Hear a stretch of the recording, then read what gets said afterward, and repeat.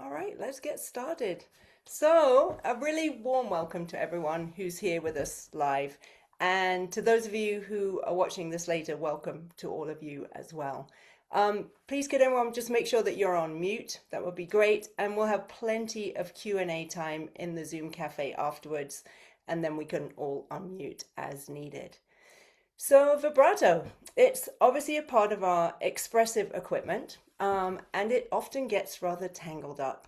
We tend to think of vibrato as being emotional, but like all of our playing, it's the physical movement. It isn't an emotion. It does, of course, have an emotional effect on the music, but we need to understand the precise physical craft of the vibrato. And in order to start to do this, we have to realize that vibrato is actually in the ornament family. It isn't the pitch, it's decorating the pitch, just like trills and other ornaments. So, what we're going to do is to look at the movement itself and how it's connected to the playing, and then we can start to explore how we can use this in the music. So, I'm going to hand over to a fellow co founder of the Till Project, Nora Crone, and she's going to walk us through this first bit. Great, thanks, Sophie. So yeah, if you're new to the Till Project, we are basically a four-person team today. You've obviously just heard from Sophie Till herself, and my name is Nora Crone. I'm a freelance violist in New York City. And we're gonna move on to exploring the actual vibrato movement in a moment. So now we've introduced the basic sense that vibrato is an ornament.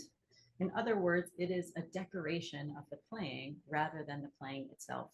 So with that understanding, let's start to take a look at the basics of the vibrato movement. So the good news is, as with all of the movements in our playing, actually, we already possess this movement in daily life. And we can use that blueprint from daily life to access a healthy and direct experience of vibrato. So these movement blueprints are what we call physical logic, and we can recognize them as physically logical because they feel easy and familiar, almost kind of like doing nothing at all. So let's go about finding this in our bodies. We can start with the observation that vibrato is an oscillation. It's an oscillation in pitch. And we already have actually a very easy blueprint for oscillation in our bodies with the wave. So everybody just wave your arm, or if you're really into it, you can wave both your arms. And you can wave at me, you can wave at yourself, you can wave at someone else, or maybe the wall, yeah, or your torso. Great, you're all excellent wavers. Congratulations. So we can actually notice a few things, believe it or not, just from this wave. So we can notice, first of all, that there is a rhythm to our wave. And if we sang it, it might actually sound something like ooey, ooey, ooey, ooey, ooey, ooey. Everybody just do that. Ooey, ooey, ooey, ooey, ooey, ooey, ooey, ooey. Great. So trying to do it arrhythmically on purpose is actually quite hard and weird. Yeah, like try to wave your arm arrhythmically. It's extremely laborious. Yeah. Okay. So vibrato, like any movement, is bound by time, which we'll also get into a bit more in detail later. And it has a rhythmic organization to it. So we can make that rhythm faster or slower. We can make it bigger or smaller. If we ooey ooey with that, it would be ooey ooey ooey ooey ooey ooey ooey ooey ooey ooey ooey, right? So we have that rhythmic organization and the speed of it. But what else can we notice about this waving? So first of all, what part of the arm is the engine for the movement? And I'm going to put my arms behind my back because otherwise I'd be very tempted to point to it. But everybody else, point to the part of the arm that you think is the engine for this movement. Great.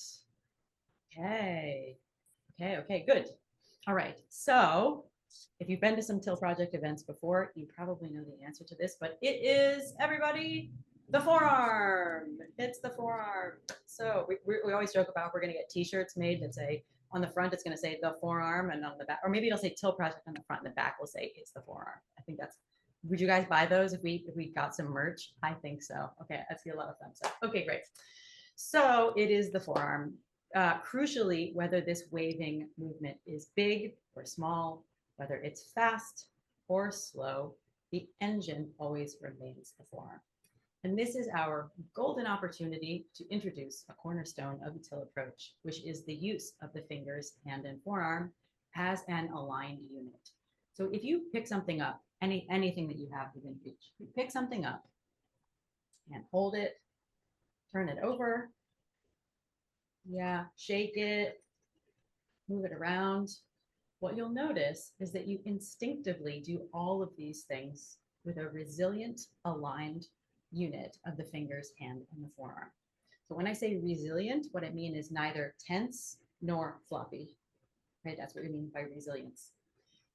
We don't pick things up like this. Yeah. We don't hold them at a weird angle. We don't make our arm all floppy when we shake them around, right? And if we do any of those things, first of all, we look pretty ridiculous. And we immediately correct ourselves, yeah, because it feels wrong and we recognize that we might actually hurt ourselves if we do that. Okay, so let's bring this back to the vibrato.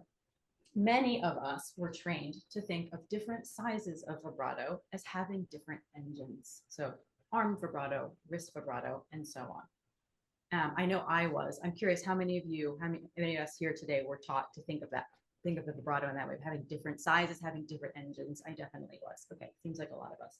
Okay, so let's take a look at this. So if I wave to someone across a stadium, yeah, we see more of the upper arm and the shoulder participating. And if I wave to a mouse, you mostly see my hand and fingers participating. But they're two versions of the same experience, not two different experiences, and both of them are led by the forearm. So if you're not sold on this concept yet, let's try waving from other parts of our body the way we might if we were trying to produce like arm vibrato or wrist vibrato and so on. Let's start by trying to put the engine for the wave in the shoulder. So try and wave from your upper arm and shoulder. And this feels very clunky and slow and is likely to fatigue very quickly. Imagine doing this for an entire concert, right? You would end up with like a rotator cuff injury. Okay, likely to fatigue very quickly. Now let's try with the wrist. So you can wave maybe in this direction or in this direction with the wrist. So likewise, this is going to be very fatiguing for the wrist, and it could even start to cause us some pain given the number of tendons and nerves that are passing through this area of the body. It's sort of at a crucial juncture here. And finally, let's try the fingers. Try waving from your fingers. So this feels pretty backwards to be initiating this from the smaller elements, right? That is the fingers. And actually, if you take your other hand and you place it around here on your forearm and try and wave with your fingers, you can immediately feel the strain that this actually produces in the muscles of the forearm that control the fingers. Can everybody feel that? Yeah, okay. Now just go back to waving normally and stay touching this area, right? It's so much more integrated now and those muscles are not having to work so hard. Okay, so this gets at a common source of confusion in our tradition, which is really quite understandable, which is how things look from the outside versus what's actually happening. So we might see someone playing with a slower, wider vibrato, particularly maybe on a lower instrument like a bass or cello, let's say. And because we see more of the arm moving, we assume that they're moving from their upper arm or shoulder.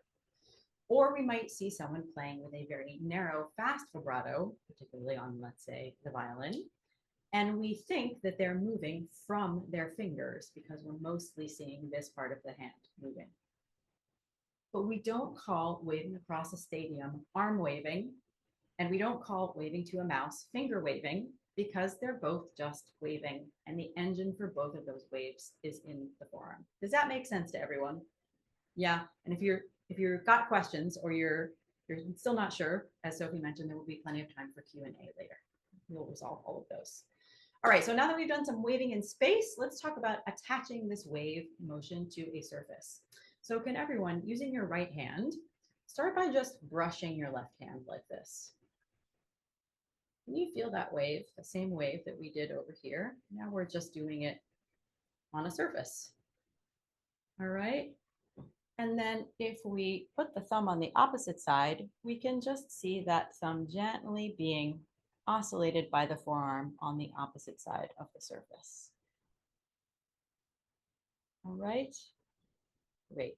So now we're going to choose a finger and we're going to stand on that finger and initiate the wave again while we stand on the finger. Yeah. And again, can you see the thumb gently being oscillated by the forearm on the opposite side of that surface? And if you want, you can go back and forth between this big sort of brushing with the whole hand and then choosing a finger, standing on that finger with an aligned finger, hand, and forearm unit and waving.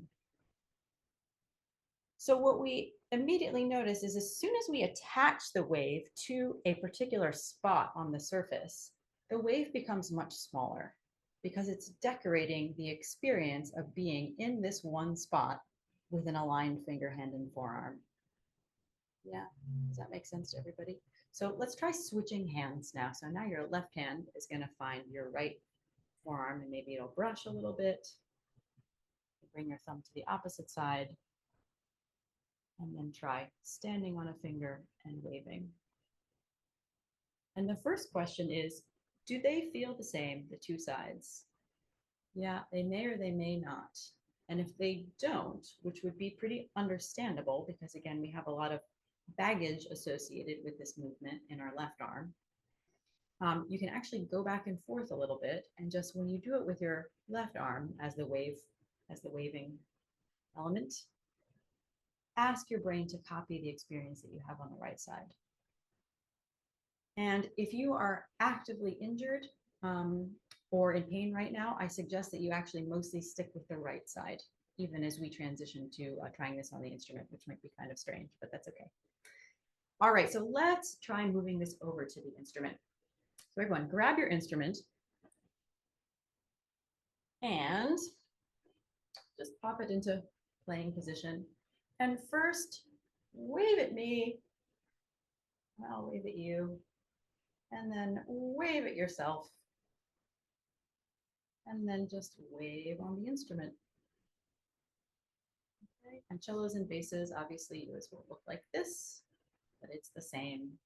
Got that aligned finger, hand, and forearm unit moving from the forearm. Okay, so this is our wave. Can everyone feel that movement happening from the forearm?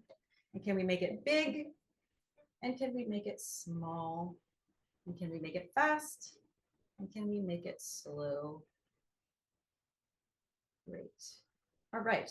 So let's see what happens when we attach the vibrato to a surface on the instrument. So let's try this. Let's try the bout first.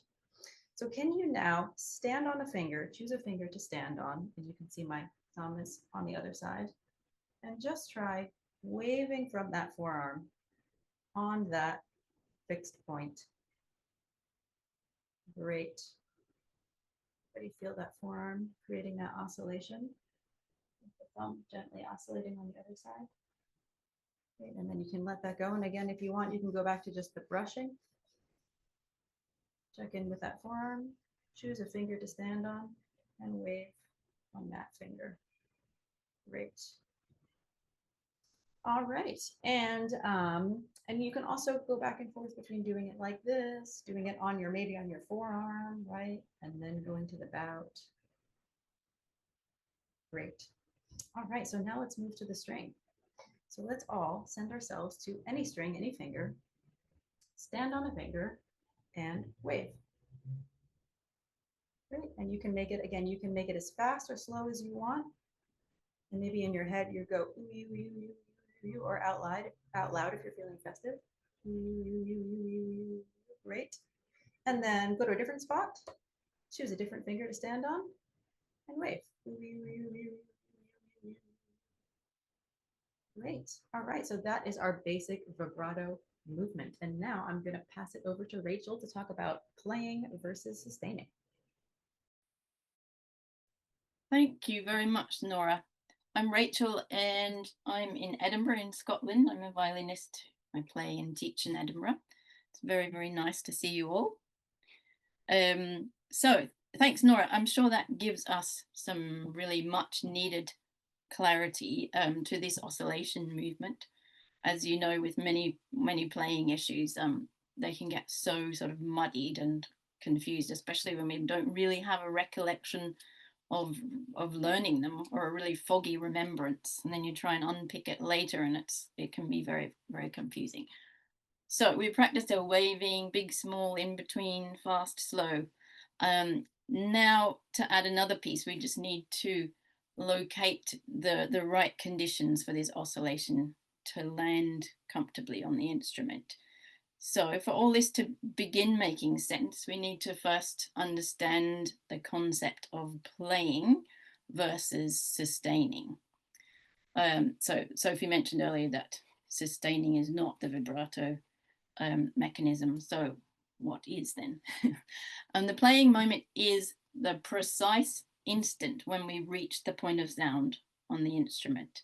So that is when the left arm, notice I say arm, engages just the right amount, not too much, not too little, but just the right amount in order to produce pitch. Okay, so if we go to our trusty walking analogy, which if you've been to these before, you know we spend a lot of time walking around the room. The playing moment is just like the stepping moment when we walk. So it is the deepest and most profound moment of connection with the surface, in this case, the floor. So if you're standing already, or maybe you could stand up if you want, and give it a try and just have a little walk around and take a few steps. And when we step, we notice that the fulcrums, in this case, all the joints, in fact, more or less all over our body, but most noticeably in the legs and hips and toes and feet, those fulcrums give a little as the body organizes itself to create stability and directional movement in the step, right? But if we want to stay in a spot that we've arrived at after stepping, we want to stay there for a while comfortably, then that stepping moment eases up and turns into standing.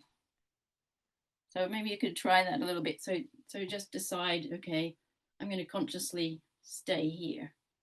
I'm going to step, and you'll feel those fulcrums being active in the stepping motion, and then we ease up as we decide to stand and stay. It's pretty subtle, but it's very essential, as we'll find out, because it actually has the stepping, or actually I'm going to start calling it the playing moment, actually has quite a short shelf life. We can't stay in that movement for very long. So you could try this if you like. It feels really weird if you try stepping and then you're deciding to stay somewhere, but you're staying in that sort of primed playing or stepping moment. It feels really odd. It feels very limiting. It feels very tight, intense.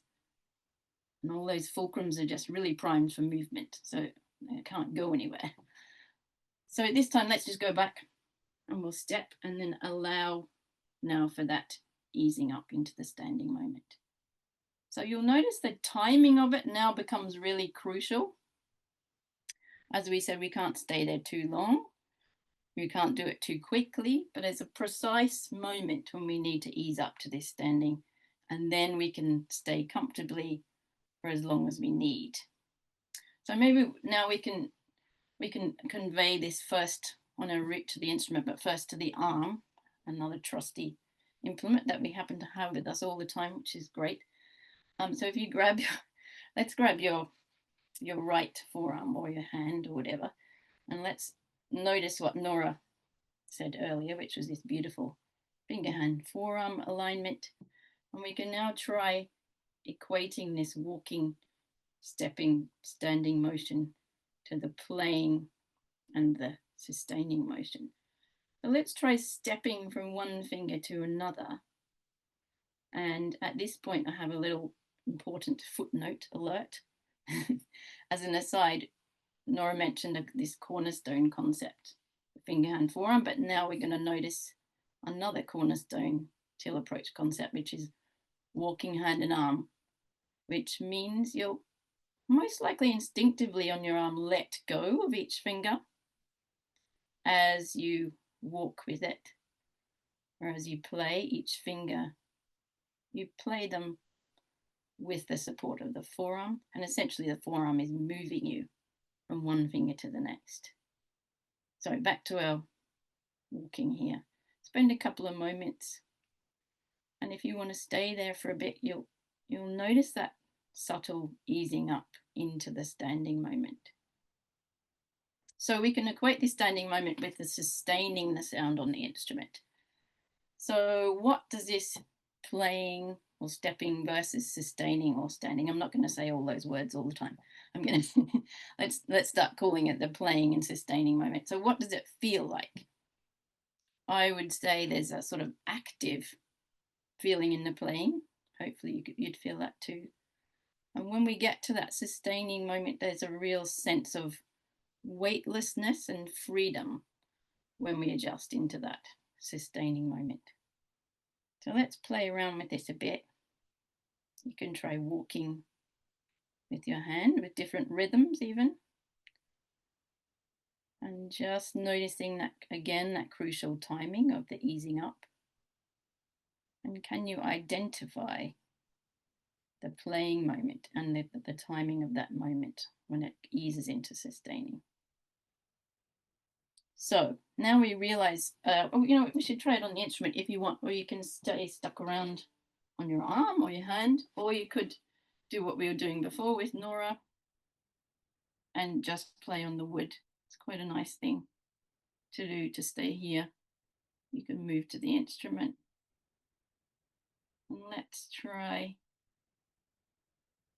Sometimes it's quite nice to close your eyes to feel that little easing up moment into the sustaining moment. So now we realize that as the playing moment eases into sustaining, the vibrato is triggered. So we realize again, as Sophie and Nora mentioned, that the vibrato is actually an ornament to the standing, right? So it isn't the playing moment. It isn't even sustaining itself. It's a decoration. As Sophie said, in the same family of trills and grace notes, etc. So I think this is quite a big change in understanding, and it clearly locates the moment within the playing and sustaining.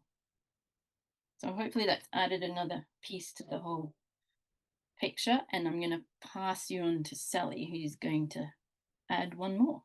Thanks, Sally. Thank you, Rachel, and hello everybody. I am Sally, and I'm in the UK, and I teach and play in Liverpool and Manchester. So we have been obviously talking about vibrato, and we have been talking basically about the life cycle of a note that has vibrato. And the beginning of the life cycle is with the playing moment, when we actually play that note. The next phase of the life cycle of the note of vibrato is the standing and sustaining part, and that is the moment where the vibrato is triggered and keeps going. So I am responsible for talking about the final piece of the jigsaw. The third piece is that the vibrato will actually stop before we play the next note. We have to stop the vibrato before we play the next note, because otherwise it's very difficult to successfully play the next note. We can't successfully change note while the arm is still oscillating or wobbling away. So just to analyse that one more time, we have play, we have stand and sustain, which contains the vibrato, then the vibrato stops, and we go back to play, stand and sustain, and that's where the vibrato exists, and then we stop before we play the next note.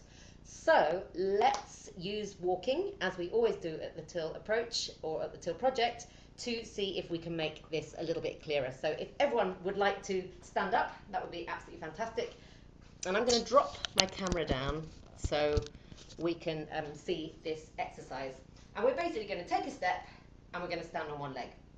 And while we are standing on one leg, this is the moment where everything eases up, and this is the moment that allows us to oscillate. So we're going to take another step, and we're going to stand on the next leg, and we're going to take a step and be on the next leg. Brilliant. So that is just play, stand, play, stand. But we would like to add some vibrato to this, and you may be thinking, how on earth do we add vibrato with our bodies? And I'm just going to show you a very sort of, let's say, ridiculous movement, but it looks a little bit like this, where we just sort of have a wobble on one leg. And if you were to add a singing tone to this, you'd hear, it would make that singing tone sort of wobble, which when I do this with my students, they really enjoy that side of it. So we do a lot of singing while we do this in the teaching studio.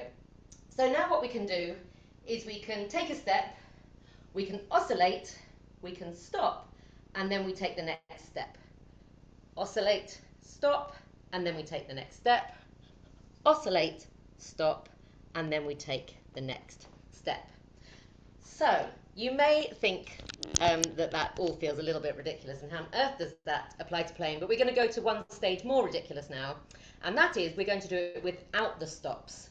So what happens when we don't stop before we take the next step? And we just keep those oscillations going. So we've got a step, and we oscillate, and we keep oscillating while we take the next step, and we keep oscillating as we take the next step, and we keep oscillating as we take the next step.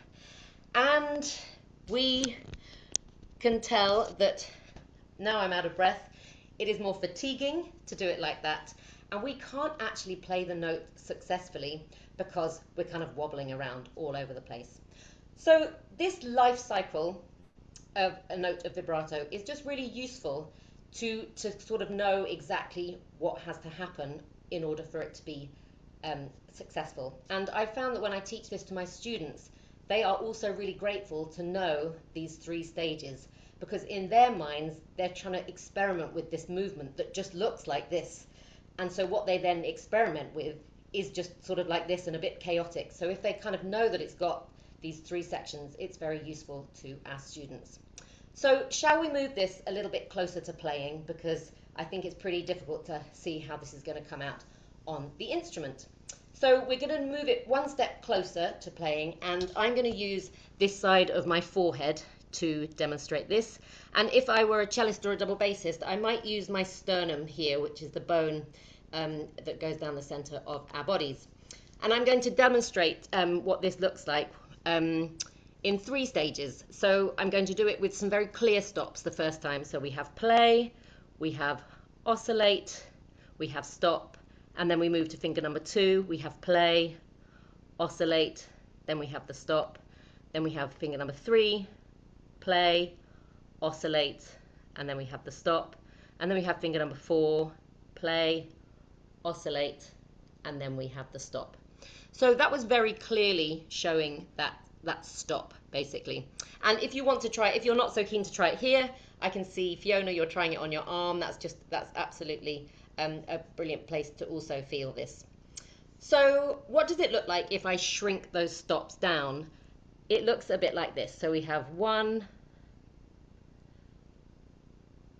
So when those stops are much more shrunk down, we can see that this is more clearly what it's going to feel like on our instruments. Let me now show the other version, which is what happens when we go absolutely non-stop. So we keep going, and I have to really use my brain to make sure that I do keep going. We keep going, and we keep going. And I can feel that my finger doesn't successfully reach a certain point, i.e. the note that we want to decorate. And I can also feel the fatigue in my arm. So those are sort of 3 gradients of doing it with clear stops, then shrinking down those stops, and then doing it non-stop and feeling the difference. So let's see how this sounds on the instrument, because you may be thinking that with all these 3 parts, it might be something that's rather disjointed and not very musical. And what about this thing of continuous vibrato that conductors are often asking us to do? And it is what we want to achieve sound-wise. So what I'm going to do is I'm going to do those 3 demonstrations of vibrato. And first of all, I'm going to do very clear stops in the vibrato before I change note. So here we go. This is 1.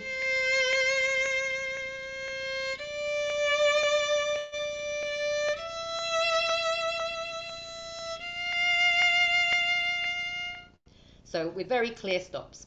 So let's move it on to the stage where we actually shrink down those stops, and we get this.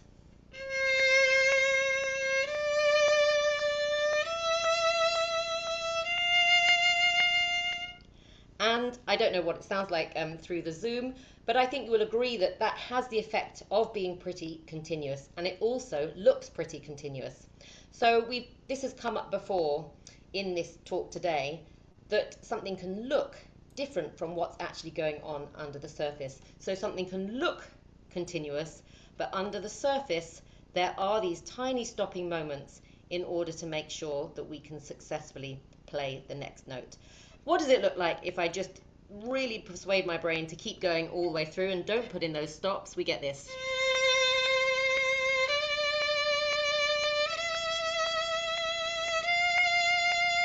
And the whole thing feels a little bit chaotic and proves to us that the stops are really necessary. I think it's highly likely that most of you are putting these stops in automatically. It feels like the natural thing to do, and I'm sure you're choosing that option. But the point of this presentation today is to explain all those stages. And I just threw together a very quick diagram that I thought I would share with you, because if we have a visual, it often sticks in our mind more than if we just hear about things from an audio point of view. So I'm hoping you can see that little diagram on the screen there, which shows that we have the playing moment, we have the standing that triggers the vibrato that comes around to a stop, and then we have the next playing moment. So that is the technique behind it all. Before I hand over to Sophie, we're just going to address a little bit of troubleshooting.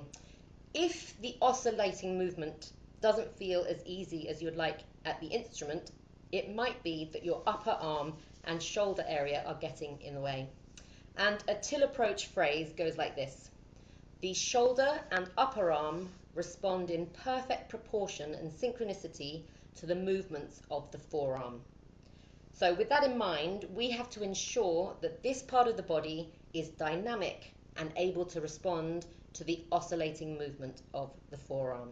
So we can familiarize ourselves with the feeling of a responsive upper arm and shoulder area by doing the following exercise. If you would just go back to this waving with the left arm, you can put your right hand here and just have a feel around as to what you can feel. You can even pop it on your upper arm to see what a responsive, dynamic upper arm and shoulder area feels like. And just to contrast that, we could now turn that area off. We could make it non-responsive and see what that does to the vibrato movement in the forearm. And then I always, when I do a contrasting exercise, like to go back to the one that we really want.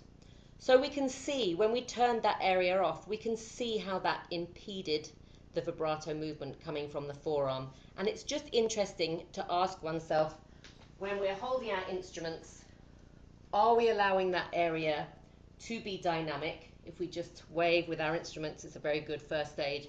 Are we allowing the shoulder area and upper arm to respond to that wave, or are we somehow shutting it off? And that's something that you can try for yourself at the instrument.